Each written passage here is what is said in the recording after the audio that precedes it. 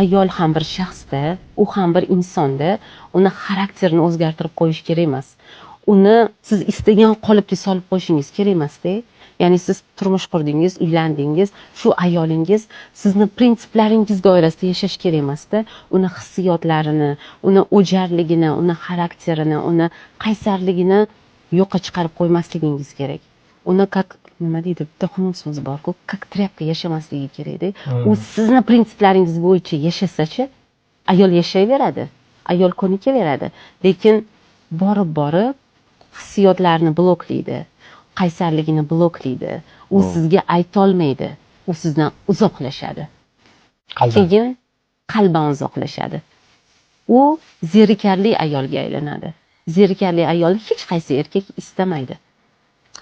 Rang-baranglik kerak munosabatda. Mana shuning uchun ham bizni juda ko'p oilalarda borib shunaqa bir xunuk gap bor, farzandlarim uchun yashayapman deydi.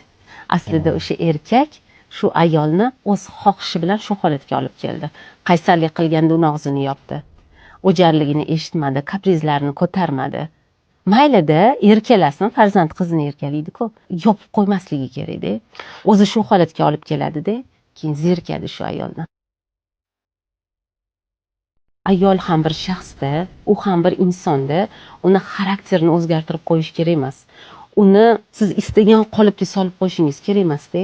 Ya'ni siz turmush qurdingiz, uylandingiz, shu ayolingiz sizni prinsiplaringiz doirasida yashash kerak emasda.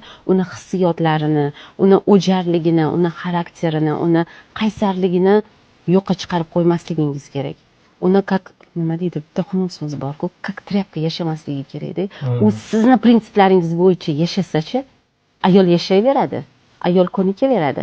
Lekin borib hissiyotlarni bloklaydi, qaysarligini bloklaydi.